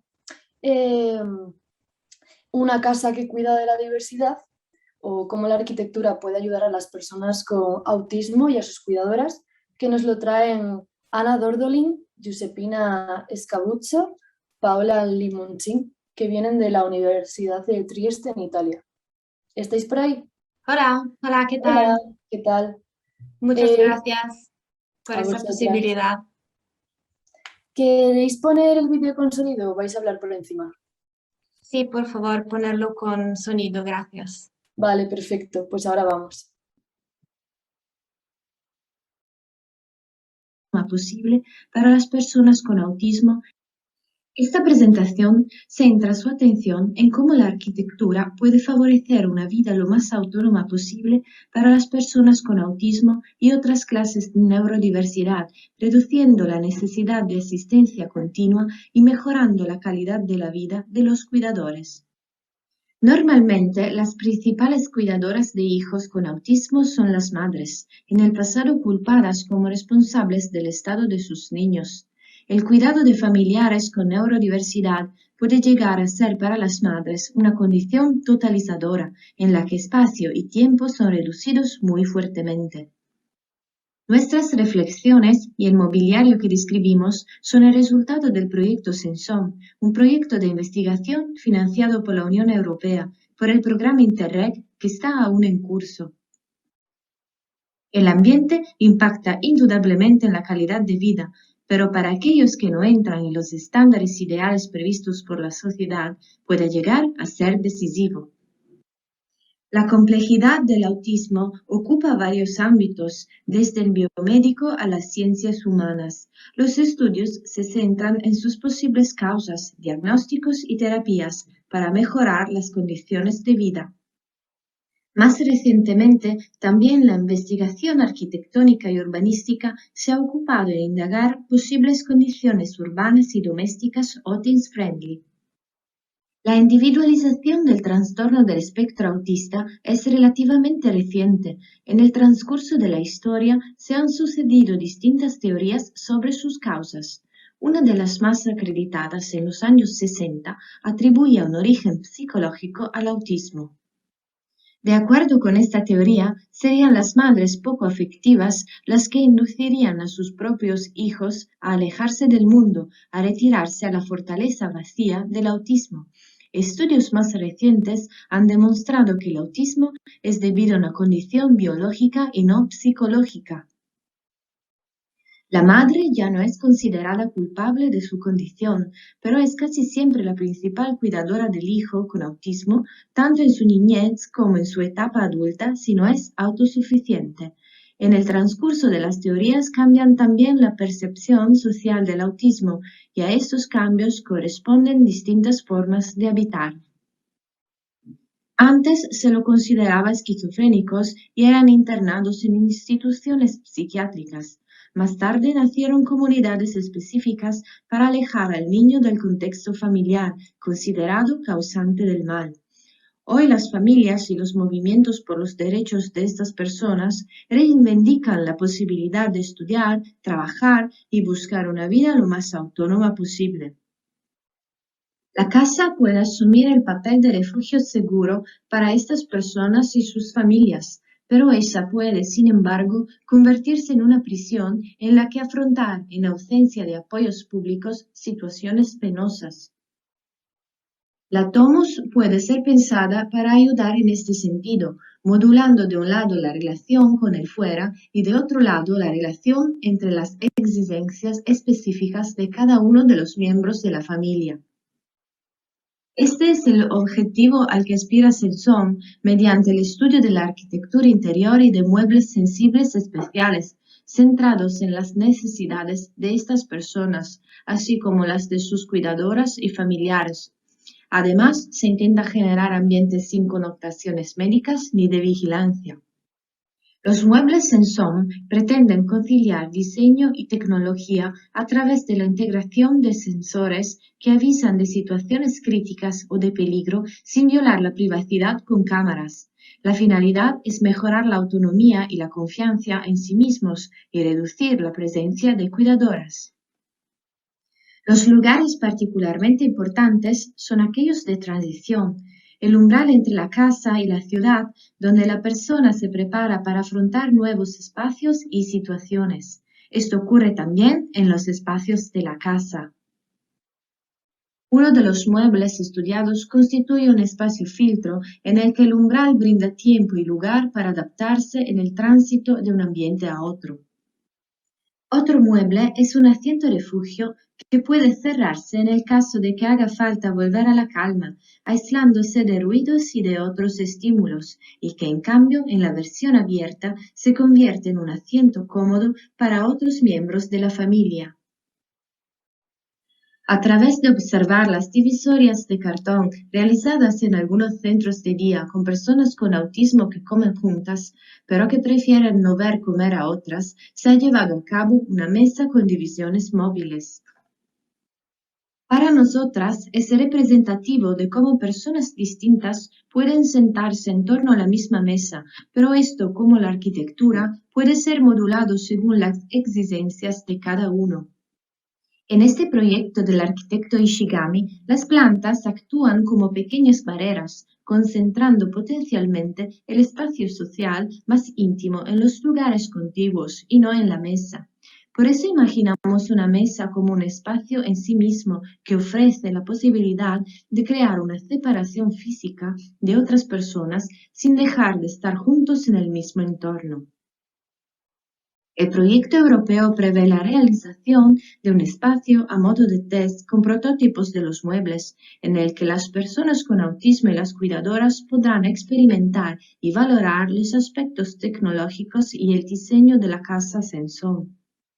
El reto de una arquitectura auténticamente autism-friendly es proyectar casas y ciudades que se hagan cargo no del autismo como molestia, sino como diversidad, y por tanto de las diferencias entre ciudadanos y entre familiares. La arquitectura es el terreno común de mediación entre diversas subjetividades que potencialmente puede hacer más justas las casas y las ciudades de todos. Muchas gracias.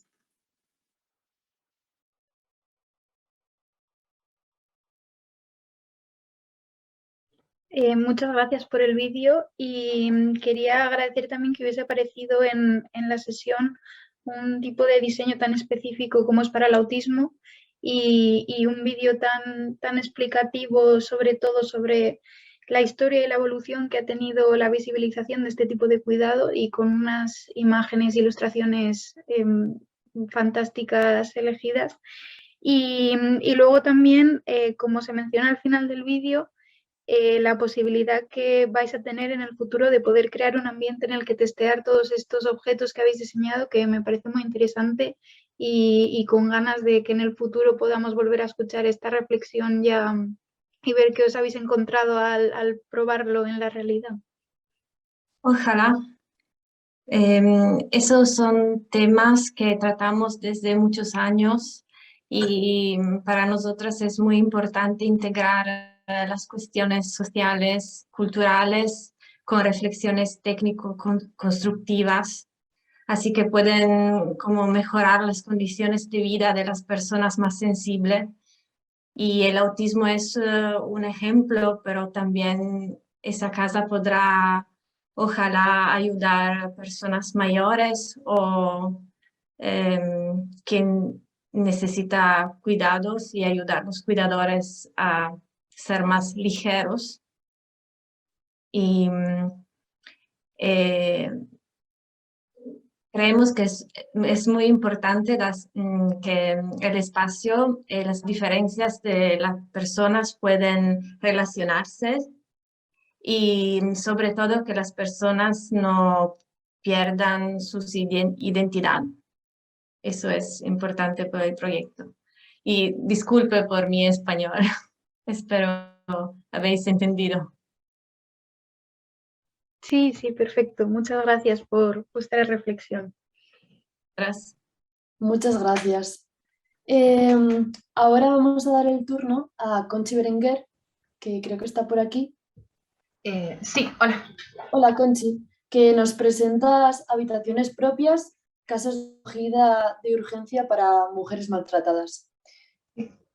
Y no sé, bueno, pues la misma pregunta. ¿Quieres hablar por encima del vídeo o...? A ver, la verdad es que me hubiera gustado presentar yo y hablar por encima del vídeo, pero hasta hace 2 minutos había alguien de obras en mi bloque, entonces para evitar problemas de interferencias os voy a pedir que lo paséis vosotras con el audio y todo. Igualmente, como antes de empezar, me gustaría hacer como 2 comentarios previos que creo que no salen en el vídeo. Bueno, el primero es como... este trabajo es parte de un proyecto final de grado de la Escuela de Arquitectura de Barcelona y Patricia Reus, que es coautora de la primera reflexión, estuvo en mi tribunal. Entonces quería aprovechar esto, ¿no?, para ver lo bonito que es volver a encontrarnos en este espacio que habéis creado y también como para reivindicar la figura de docentes formados o con sensibilidad en género dentro de las escuelas de arquitectura, porque muchas veces tratar temas que implican feminismos, género y arquitectura dentro del entorno docente no es fácil. Entonces también es como un agradecimiento a todas las personas que dentro de las escuelas hacéis posible proyectos como estos que estamos viendo, que son tan interesantes y necesarios. La segunda cosita que quería decir es que este proyecto también es solo una parte de todo el proyecto final, que también incluye como espacio público, que aquí no lo presento, pero que si alguien estuviera interesado y tal, también porque las imágenes, según la pantalla con la que lo estéis viendo, igual hay algunas que son un poco pequeñas. Si alguien estuviera interesado en el trabajo, os puedo pasar el link porque está todo colgado en internet. Y la tercera es que, bueno, este proyecto se desarrolla en una antigua fábrica farmacéutica que se llama La Ciba, que actualmente está en un proceso de convertirse en un centro de economía social y solidaria feminista en Santa Coloma de Gramenet, que también es un proyecto muy interesante y que lo mismo, que si alguien quisiera más información, os puedo pasar como todos los enlaces. Y nada más, cuando quieras. Hola, soy Concha Berenguer Urrutia, arquitecta por la ETSA de Barcelona desde 2020 y actualmente estudiante de máster en estudios de género en la Universidad de Sevilla. Estas reflexiones que voy a desarrollar a partir de ahora nacen de mi trabajo final de grado. Desde 2003, momento en el que se empiezan a registrar datos, y hasta febrero de 2020, momento del desarrollo de este trabajo, han asesinado a 1.081 mujeres por violencia machista, es decir, por ser consideradas por sus agresores carentes de los derechos mínimos de libertad, respeto y capacidad de decisión. Estas muertes son solo el pico visible de una lacra estructural enterrada, enraizada y hasta hace muy poco invisible. En 2004 se crea la primera Ley Orgánica de Medidas de Protección contra la Violencia de Género en España, que en Cataluña, que es el lugar de estudio, tiene su réplica en la Llei del Dret de les Dones a Erradicar la Violencia Masclista de 2008. En esta se recogen toda una serie de recursos que los organismos públicos han de poner al servicio de estas mujeres, entre los que hay 3 sustitutorios del hogar: casas de acogida de urgencia, casas de acogida y recuperación y, por último, pisos tutelados. Estos centros responden al proceso de recuperación de la mujer cuando su casa ya no es un lugar seguro y necesita huir. Las casas de acogida tienen en común que pretenden pasar desapercibidas a la ciudadanía por un doble motivo: escapar tanto de agresores como del posible juicio y estigma público que conlleva ser víctima de violencia machista en una sociedad aún poco acostumbrada y formada para ser parte de la recuperación. Para ello, y salvo escasas ocasiones, ocupan construcciones, que normalmente son viviendas unifamiliares en el caso catalán, que espacialmente no están diseñadas con el fin de albergar diferentes núcleos familiares, que varían en número de miembros, costumbres y en necesidades. A esto hemos de añadir que no existe actualmente una normativa que estipule condiciones espaciales mínimas para los centros de acogida para mujeres maltratadas, como sí que pasa con otros centros de atención social o alojamientos temporales. Centraremos la mirada en las casas de acogida de urgencia por algunas de sus peculiaridades. Son el primer lugar al que llegan las mujeres en un estado de vulnerabilidad extrema. Están en la misma ciudad de residencia de la mujer y su agresor y su principal objetivo es la orientación y la protección, en los que la arquitectura juega un papel fundamental. La casa de acogida pasa a ser el lugar de reconstrucción de la integridad personal y de las relaciones familiares. Así que, partiendo del conocimiento del contexto, de las personas usuarias y del marco normativo, apliqué principios de la arquitectura y el urbanismo feminista en el desarrollo de mi proyecto final de grado, diseñando una casa de acogida de urgencia en un edificio en rehabilitación. En primer lugar, planteo 4 criterios básicos de actuación que acompañaron y condicionaron cada decisión arquitectónica. Y estos principios nacen de la propia realidad de las mujeres que habitarán el espacio y de la idiosincrasia del funcionamiento de un equipamiento como este. Primero, la impermeabilidad, es decir, el control de la relación entre los espacios. Segundo, la flexibilidad, que sería la capacidad de adaptación de cada espacio a las necesidades cambiantes. Tercero, el entendimiento y el respeto del contexto. Y, por último, la autonomía de cualquier persona usuaria. El programa funcional en las casas de acogida de urgencia cuenta con una entrada muy controlada, tras la cual se suceden 3 tipos de espacios: los de gestión, en los que desarrollan su actividad las personas trabajadoras, es decir, la dirección del centro, trabajadoras sociales, educadoras, abogadas, etc. Los espacios comunes y, por último, la zona más privada, que corresponde a las habitaciones. En cuanto a la relación entre interior y exterior, el hecho de que esté controlada es fundamental por 2 razones: el acceso, del que depende la protección de las usuarias, y la visibilidad, que tiene que ver con su privacidad. Respecto al acceso, deben existir suficientes barreras para llegar a los alojamientos como para generar un obstáculo para las personas externas, pero no para las trabajadoras. y en este caso se juega con entradas ocultas y controles restringidos. En relación a las visuales, desde el interior se ha de poder ver la mayor cantidad de exterior posible sin poner en peligro la identidad de las usuarias, es decir, que estén protegidas sin sentirse encerradas. Aquí se puede ver la solución de las visuales entre el interior y el exterior, que en el caso de estudio se solventa a través de piezas de celosía cerámica que permiten que las mujeres puedan ver el exterior sin ser observadas desde el espacio público. Las zonas comunes son el lugar de relación de estas mujeres, es decir, la sala de estar, las zonas de trabajo propio, trabajo del hogar, y es necesario posibilitar lugares de encuentro en los que las usuarias puedan intercambiar experiencias y generar red. Se ha de facilitar la realización de actividades diversas que incluso puedan ser simultáneas, evitando en la medida de lo posible el conflicto. Para ello es necesario que cuenten con elementos separadores que a su vez permitan las visuales y el control del entorno, y esto es algo fundamental para generar percepción de seguridad. En las usuarias sobre todo, porque hay que tener en cuenta que vienen de entornos domésticos hostiles e inseguros. Además, la cocina es un lugar de especial interés por las connotaciones que tiene en relación al peso del trabajo doméstico en la vida de las mujeres. Por ello, se ha de prestar especial dedicación en su diseño. Nunca debe estar segregada del resto de espacios de la casa y ha de estar basada en la eficiencia del trabajo que en ella se va a realizar. La cocina, además, tiene que ser un lugar de encuentro y relación, intentando quitar de ella el peso del trabajo doméstico. Permitirá el uso simultáneo de varias personas con alimentaciones diversas y su utilización para el ocio, asegurando el eje del comer, es decir, almacenaje, cocción, ingesta y limpieza, y tendrá un acceso exterior para que la entrada de la comida no invada la privacidad del resto de la casa. Por otro lado, el encierro puede ser tremendamente perjudicial tanto a nivel físico como psicológico. Por ello, un espacio exterior suficiente y de calidad es necesario y beneficioso, y en relación con las zonas de trabajo reproductivo, que serían la cocina y el lavadero, permite su correcto funcionamiento, es decir, facilita ventilación, iluminación, un espacio para atender, etc. Pasando al espacio privado, en este caso es el más relevante como lugar de asimilación e introspección. Tiene que ser, por encima de todo, flexible. Ha de adaptarse a una mujer sola o a una con varios menores a su cargo de diversas edades. En este caso, la unidad habitacional mínima consta de un espacio central con el baño, que permite su uso simultáneo y el almacenamiento. A los lados se sitúa en la izquierda la zona de día y la de noche en la parte derecha. Esta última se separa de la zona común a través de un espacio de transición. Y gracias a 5 puertas correderas que se sitúan en diferentes puntos y que pueden quedar bloqueadas, se pueden sumar o restar unidades para aumentar o disminuir el tamaño de la unidad mínima de alojamiento. La habitación ha de permitir la apropiación. Se ha de dotar el espacio de una significación propia a través de la decoración, la colocación del mobiliario y es también imprescindible espacio de almacenaje suficiente. Por último, ha de estar bien aislado, tanto con materiales como con juegos de espacios que amortigüen los sonidos tanto de las zonas comunes como del resto de habitaciones. Este proyecto pretende reflexionar sobre la importancia de tener herramientas de género interseccionales e interescalares al alcance de las personas técnicas que diseñan edificios, ciudades y políticas públicas, ya que solo poniendo en el centro los cuidados y a través de la perspectiva de género podemos abordar proyectos como este. Es decir, el diseño de cualquier espacio siempre debe partir de las necesidades de la persona usuaria, sobre todo teniendo en cuenta que de ello puede depender su vida.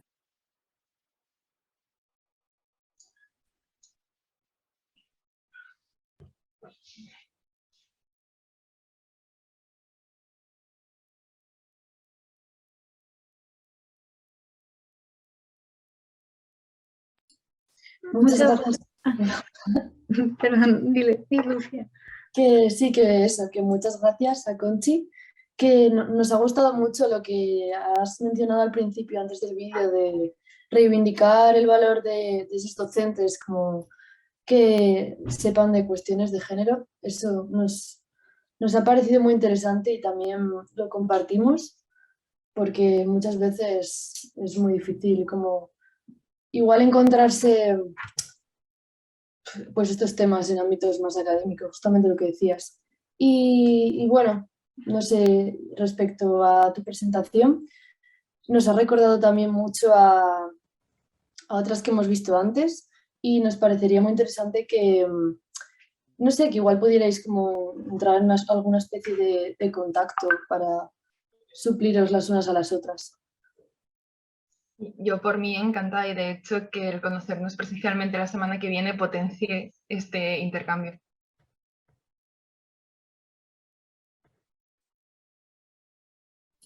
Bueno, y pues ya te despedimos y ahora teníamos una nueva ponencia, la número 9, pero creo que sus participantes no están. Ramón Barrena Echevarría, Alex Michelena o Izaskun, ¿estáis alguno de vosotros por ahí? Creo que no. Y tampoco tenemos vídeo.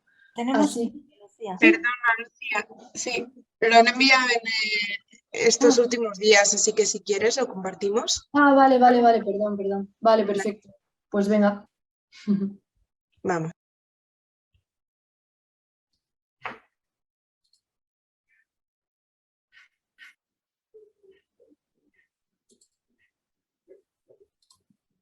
Hola, mi nombre es Ramón Barrena y vengo a presentar nuestro trabajo de investigación para obtener un instrumento que permita diseñar arquitectura que responda a las necesidades de las personas mayores.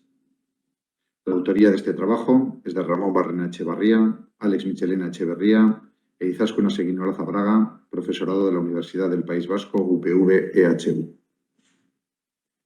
En primer lugar, todos somos conscientes del envejecimiento que está sufriendo la población mundial. La modificación de todas las curvas demográficas es algo que todos conocemos y sabemos que eso todavía se está dando de una manera más acentuada en el mundo occidental, incluso más aún en Europa y en España. Esto nos llevará a que en menos de una década, en una de cada 3 viviendas, la persona usuaria, bien sea como propietaria, como alquilada o como cualquier otro modelo de tenencia, será una persona mayor de 65 años. Es decir, una de cada 3 viviendas.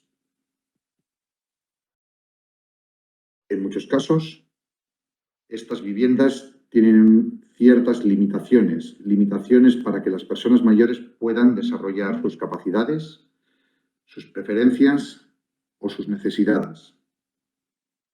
Todo ello, las personas mayores necesitan disponer de una vivienda para toda la vida, lo que quizás les lleve a reformar la propia vivienda o a trasladarse a una nueva vivienda. Para poder intentar definir cómo deberían de ser estas reformas o estas nuevas viviendas, hemos tratado de crear una herramienta que nos permita hacer ese análisis. Esta herramienta está basada en 2 aspectos principales: las necesidades de la persona y las escalas de la arquitectura en las que serían aplicables. Por una parte, en cuanto a las necesidades de las personas mayores, nos hemos basado en 5 conceptos principales: la calidad de vida, desde la psicología humanística y en especial desde el autor Max Neff; el concepto del buen vivir, también llamado Sumac Causai; el envejecimiento activo, promovido por la OMS; el modelo gerontológico de atención centrada en la persona, también llamado ACP; y, derivado de este modelo ACP, el concepto de sentido de hogar. Todas estas necesidades las hemos agrupado en 3 grandes capítulos: las necesidades personales individuales, las necesidades personales en el colectivo y las necesidades del propio colectivo. Las necesidades personales individuales serían la salud física y mental de la persona, la seguridad para esta persona, su autonomía y capacidad de decidir, su autorrealización y el sentido de pertenencia. En cuanto a las necesidades personales dentro de un colectivo, sigue apareciendo el concepto de salud física y mental, la seguridad, la interrelación, en este caso, y de nuevo, autorrealización y sentido de pertenencia. Por último, indicar que las necesidades del colectivo serían el empoderamiento, la relación social, el respeto por la memoria y la conciencia social, y también aparecerían el desarrollo o realización del propio colectivo y su sentido de pertenencia. En cuanto a las escalas de la arquitectura, habría que indicar que vamos a definirlo dentro de 4 escalas diferentes. Por un lado tenemos el entorno público, el espacio semipúblico del edificio, el espacio semiprivado, donde aparecería ya la comunidad, la unidad de convivencia, y el espacio privado, que sería ya la habitación o la vivienda de cada uno. Cada una de estas escalas lo vamos a tratar en cuanto a sus características físicas y psicosociales.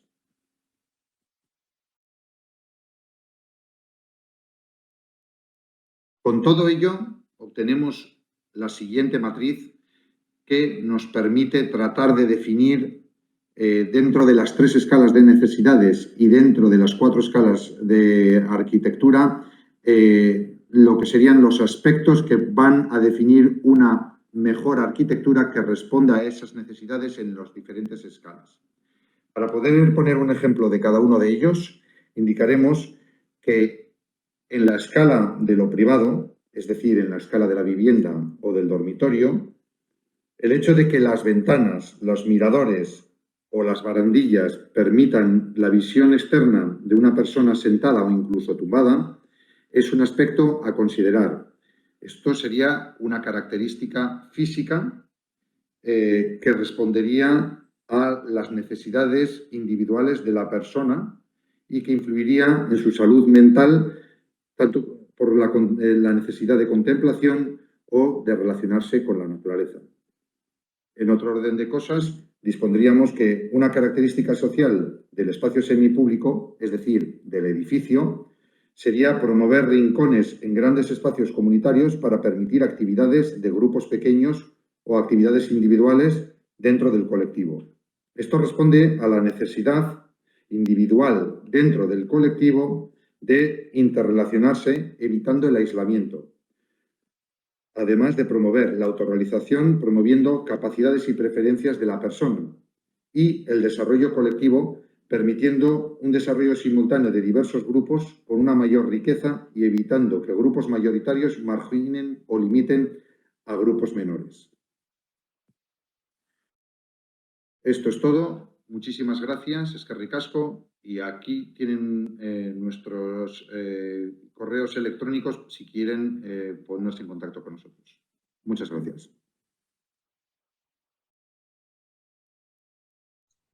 Muy bien, pues con este último vídeo hemos terminado las 9 reflexiones que teníamos hoy. También una pena que no puedan estar presentes para establecer un debate, ya que han traído al tema de otro colectivo como son los mayores, que también requiere los cuidados, que podría ser muy interesante comentar con otros ponentes.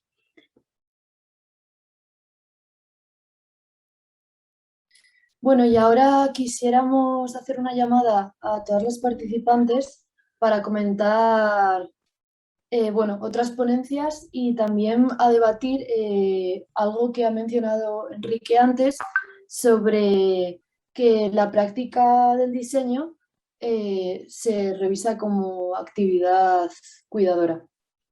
Así que nada, damos paso a quien quiera comentar algo de esto. Bueno, si queréis puedo empezar yo. Soy Sálvora. Muchísimas gracias a todas por estar aquí y os agradecemos también, además, que en realidad habéis asistido todas, menos una persona que nos faltaba en la segunda mesa, pero os agradecemos todo el interés que ha suscitado el Congreso y vuestra participación. Yo creo que esta mesa es especialmente bonita porque si vemos como cada una de las reflexiones de alguna forma tienen una vinculación con la academia, ¿no? O han sido realizadas por estudiantes, que ahora muchos de ellos ya son graduados, o hay profesorado implicado, o tienen algún tipo de subvención, que nos pasa también en el caso italiano. Y la verdad me parece como... Bueno, casi como que parece que se empieza a marcar un poco ese cambio, ¿no?, que apuntaba Conchi, de pequeños espacios que surgen en la universidad que permiten este tipo de pensamientos o que los facilitan, ¿no? A mí me gustaría como tocar así como muy rápidamente, en este caso me reflexión de Conchi, que a mí la verdad es que me Me ha hecho reflexionar mucho cuando ella proponía como este proyecto para mujeres maltratadas. Supongo, Conchi, que bueno, lo conoces sobradamente, pero a mí me recordaba un poquito como a los planteamientos de los desurbanistas soviéticos de los años 20 del siglo pasado. Bueno, ellos en este caso hablaban también como de las células, en este caso como unipersonales, y también tenían como esas divisiones que te permitían como generar células de mayor tamaño o de menor tamaño, ¿no? En el mismo sentido, creo que también tiene que ver con otra reflexión que hemos visto, pero en la mesa 2 anteriormente, estos espacios como bueno, colectivos que hay en los bloques residenciales, en este caso, bueno, y también en la ciudad, que le permita a la mujer salir de ese espacio encerrado en el que estaba, ¿no? Y que esto, por ejemplo, los soviéticos lo hacen casi como por una necesidad, porque ya que están involucrados como en problemas bélicos, necesitan como que las mujeres salgan de su núcleo cerrado para casi unificar esfuerzos, ¿no? Pero bueno, tiene que ver con el planteamiento de la nueva sociedad soviética también. Pero bueno, en el fondo creo que todas somos conscientes de que estas cosas que decimos y que seguimos investigando y que seguimos poniendo sobre la mesa ya llevan tiempo trabajándose, y sin embargo hay algunas voces que dicen que, pues no sé, que cuando vamos como a zanjar el discurso, porque ya resulta como cansino, ¿no? Y sin embargo nosotras somos conscientes de que queda muchísimo por hacer y muchísimo por cambiar, sobre todo en estos núcleos domésticos que al final, bueno, los domésticos dentro de nuestro ámbito residencial y en la ciudad, que son, bueno, yo lo pienso así, los que crean el nuevo modelo de sociedad, ¿no? Y por eso gracias a todas las que habéis participado en esta mesa, porque me parece súper importante que haya personas planteando estos temas, ¿no?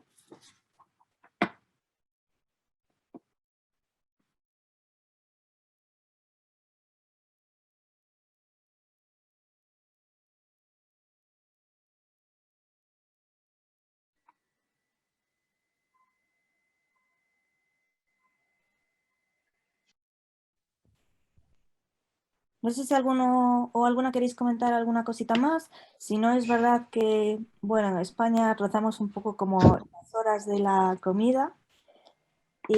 A nosotros nos encantaría que el debate como que se ampliara más, pero es verdad que todavía nos quedan 3 mesas por la tarde y que nos queda también la semana que viene ese encuentro que tenemos dual, presencial y virtual para poner en común en unos conversatorios de un tiempo como mucho más amplio. Así que, bueno, entenderíamos también si os pareciera que terminásemos aquí la sesión de la mañana. Mara, Sí, ¿no? yo quisiera añadir un poco para bueno, cerrar esta mañana intensa y realmente apasionante, ¿no?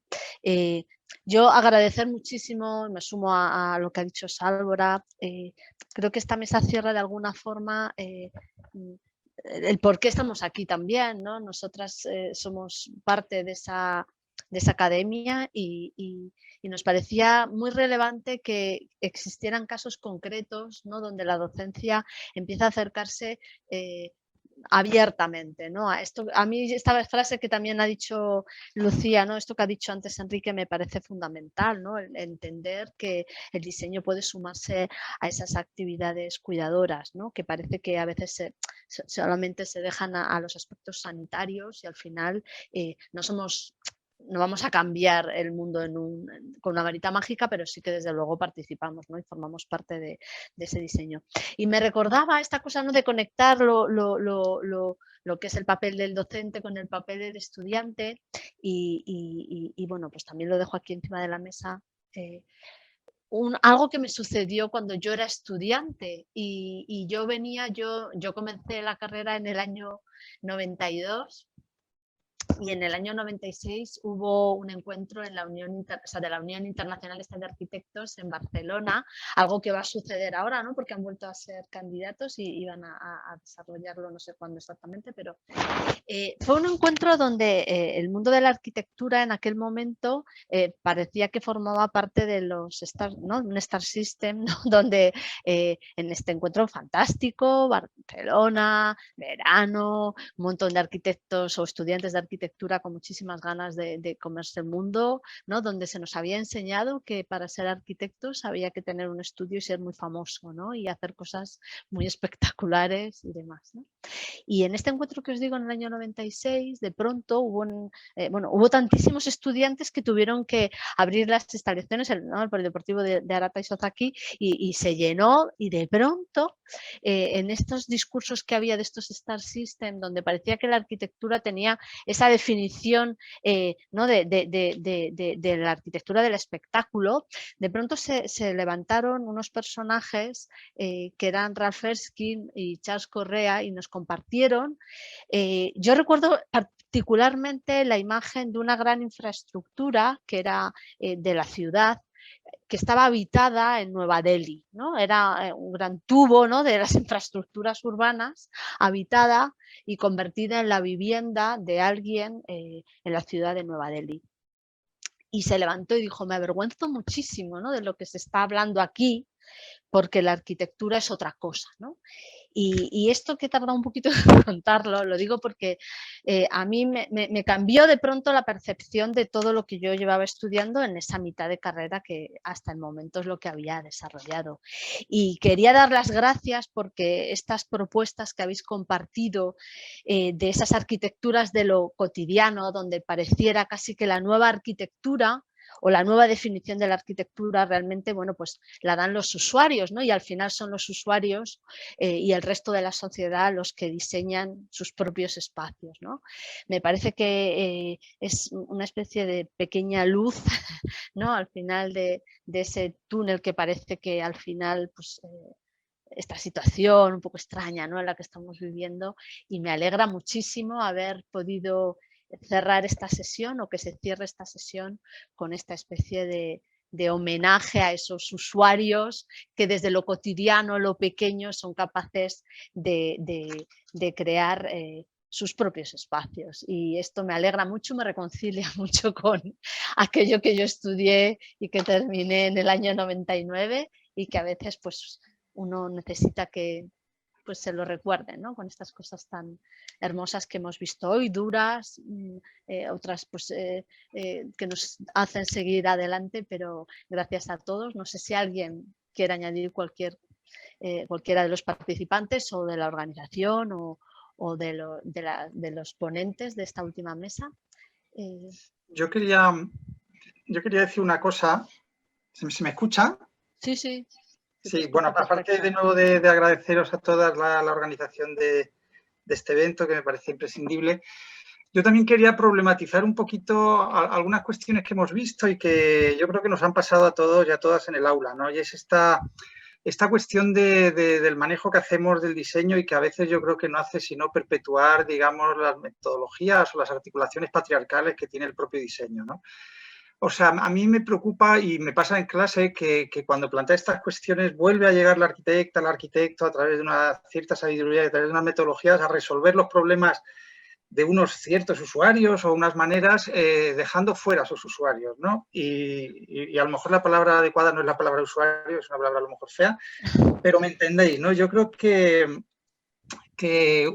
muchas veces vemos que bajo el epígrafe de urbanismo de género, arquitectura de cuidado, etcétera, etcétera, no vemos sino situaciones que no hacen sino perpetuar, digamos, las desigualdades o las injusticias, porque es la metodología lo que está detrás. Es decir, cuando estamos usando el mismo AutoCAD, el mismo ordenador, los mismos criterios, ahí seguimos hablando de programa, de función en los mismos términos, es muy difícil resolver determinados problemas estructurales y no acabar sustituyendo a la persona o las personas o las situaciones en las que estamos pensando por esa voz del experto o la experta que somos nosotros, ¿no? Y yo creo que esto es un problema grave que tiene el diseño, que es, digamos, esta condición, que lo primero, casi siempre lo que hace, aunque sea menor, es diferenciar entre los que saben, los que no saben, los que están autorizados y los que no están autorizados a diseñar, ¿no? Y también acaba, en muchos casos, arrogándose la necesidad de tener una eficacia, ¿no? A veces el diseño admite poco esa situación más frágil, más vibratoria, más de incertidumbre, ¿no? O sea, cuando resolvemos problemas y queremos hacer arquitectura de cuidado, resolvemos problemas, seguimos resolviendo problemas y exigiendo los mismos niveles de eficacia o los mismos niveles de garantía que acabamos dando nosotros como profesionales, ¿no? Y yo creo que esto es un problema que yo siempre que abordo estas cuestiones en clase aparece, es decir, la alumna bien pensante, pues aparece y acaba resolviendo el problema al viejecito, viejecita o a la persona que lo necesita, ¿no? Y yo creo que tenemos que apuntar a cambiar las metodologías, cambiar los software, cambiar nuestros ordenadores, porque es el ordenador el que es heteropatriarcal y por lo tanto, usando el mismo ordenador, el mismo software, la misma metodología, el mismo aula y la misma estructura, sin intentar cambiar eso, pues acaba conduciendo a arquitecturas, lo hemos visto hoy, lo vemos siempre, muy similares, ¿no? En el fondo, ¿no? Y yo creo que en esto tenemos que estar muy atentos porque el problema es muy, o sea, la cuestión es muy gorda, ¿no? Y los cambios son lentos, etcétera, pero la cuestión es muy gorda. Y nada más, bueno, daros las gracias, como decía. Yo le voy a continuar la conversación de Enrique, nada, 5 minutos, porque os queréis ir a comer con una anécdota muy divertida que ocurrió el otro día. El día 2 vamos a estar todos desvelo bajo un paracaídas, porque por temas de protocolo la UPM no nos dejaba ocupar nuestra academia.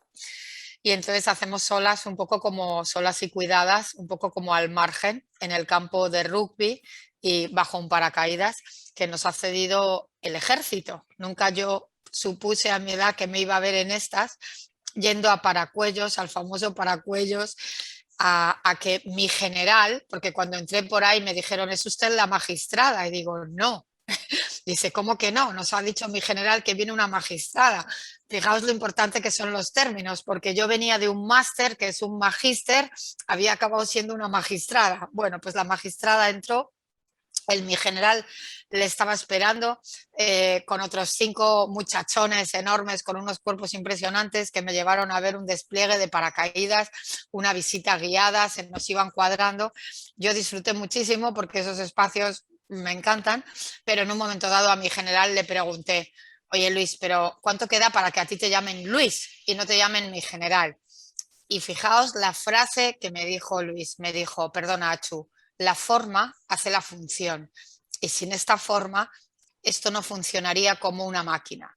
Y yo, después de tantos años, Mara decía cuando entró en la escuela, oyendo lo de la función hace la forma, que ahora de repente mi general me dijera que la forma hace la función, pero es que es lo que está diciendo Enrique, ¿no? Es que la forma, el método, los modos que tenemos de aprendizaje son lo que hacen la función, son lo que forman realmente al arquitecto o a la arquitecta, ¿no? Entonces, totalmente de acuerdo con Enrique, que estas formas deben ser revisables si queremos cumplir otra función. Si para lo que nos educan es para diseñar ciudades en China de 100.000 habitantes, pues la forma está perfecta, ¿no? O sea, estudiamos, sobrevolamos, sabemos qué preguntas hacer y resolvemos todos los problemas que haya. Si por el contrario lo que queremos es problematizar el mundo, bueno, pues lo que hay que dar, desde luego, no son soluciones y no somos nosotros los adecuados para darlas, ¿no? Entonces, me parece que aportación fundamental para antes de comer y esta frase de mi general, que la dejo ahí, la forma hace la función, ¿no? Tan bonita.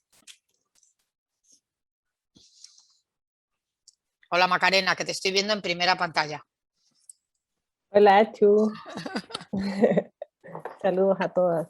No sé por qué este sistema de repente va sacando como caras al Sí. azar y las pone como en grandes. Es muy divertido, pero no sé a qué se debe.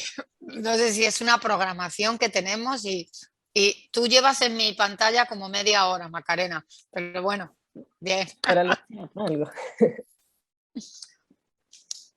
Decía, María José nos ha pedido la palabra. Vale, María José. María José Sepúlveda. Sí, para cerrar y que puedan ir a comer ustedes y bueno, nosotros acá en Latinoamérica a desayunar. Creo también que una reflexión interesante que ha surgido y que es algo que discutimos mucho con Pilar en su momento es también entrar a cuestionar la forma en la que estamos aprendiendo y enseñándonos mutuamente a hacer arquitectura desde la escuela y pensar en el autocuidado. Que es algo que fue muy discutido en nuestro país hace un par de años, porque de hecho estudiantes de nuestra facultad hicieron una protesta reclamando las condiciones y la sobreexigencia y explotación que se normaliza tanto en la carrera. Y que sabemos muchos ejemplos de esto alrededor del mundo, de oficinas de arquitectos superstar que no pagan las prácticas o ese tipo de situaciones y que también es importante empezar a relevar desde la academia y desde nuestra propia práctica, porque cómo vamos a plantear arquitecturas del cuidado si no nos cuidamos nosotros mismos desde nuestra misma práctica. Y tratar de replicar eso quienes estamos todavía participando dentro de la academia, tratar de replicar eso y llevar esa reflexión a nuestros estudiantes. Con Pilar hemos trabajado en varias cosas juntas y tuvimos un taller donde precisamente fue uno de los principales motores, el que los estudiantes tuvieran un desarrollo nutritivo, tanto del proyecto que ellos sacaran como a nivel personal. Y personalmente, dentro de todas las experiencias que he tenido a nivel académico, creo que ha sido una de las más enriquecedoras porque precisamente surgieron proyectos muy interesantes al ellos sentirse cómodos y no sobreexigidos, que es algo que no suele pasar mucho, por lo menos en mi experiencia de la escuela es algo que no suele pasar mucho. Y es importante también empezar a ver cómo plantea Enrique, que está esto de la forma y los sistemas, como los software y las estructuras que tenemos determinan también los diseños, también está la práctica humana por el otro lado, como eso también va a determinar qué productos podemos sacar. Sí, yo solamente para cerrar sobre la idea de María José y lo que decía Enrique, cuando nosotros terminamos el taller hicimos una encuesta, que es una encuesta evidentemente que está armada, preseteada y se pasa a todos los talleres, todos los semestres, y si bien los chicos estaban muy agradecidos por haber vivido esta experiencia que era muy poco normada y muy poco tradicional adentro de lo que nosotros generalmente hacemos, daban las gracias por como aproximación afectiva al proyecto, también menos autoexigida y muy libre de que ellos pudiesen contactar con alguna de las comunidades de su interés y qué sé yo, pero todo el tiempo ponían, pero nos faltó la técnica, pero era poco técnico, pero como, entonces yo sé que es un camino, es un viaje que estamos iniciando y es un proceso, pero también recuerdo varias charlas de Zaida Muchi, que en términos, ¿no es cierto?, de urbanismo habla mucho de estos temas, que hay una técnica ahí. Entonces, como valorar ese aspecto también, porque queda como que lo hicimos, lo pasamos bien, pero la parte técnica y la parte precisa y como nuestra labor como arquitectos, entonces también un poco la valoración de estas dos esferas que a veces parecen contraponerse, creo que es un desafío que tenemos que ir abordando desde las escuelas hacia adelante, para que nos vayamos acostumbrando a eso. Seguramente esto también es una cosa interesante a valorar para próximos binomios, ¿no? Hay muchas técnicas, ¿no? Muchas tecnologías, y el problema es que solo se visibilizan algunas, ¿no? O solo reciben el nombre algunas de ellas. No quisiera ser yo general a la hora de cerrar esto, pero yo me quedaría hablando pues, todo el día. No sé si os parece que vayamos cerrando y nos volvamos a encontrar a las 17 horas de España península y retomamos otros temas y dejamos también abiertas conversaciones para el día 2 y para algo que yo creo que hemos dicho al principio, el objetivo de este precongreso y posterior congreso también es abrir estas redes o generar estas redes en las que ya pues yo creo que después de tantas horas de alguna forma nos sentimos cómodos todos y casi amigos, ¿no? en este, aunque sea espacio virtual.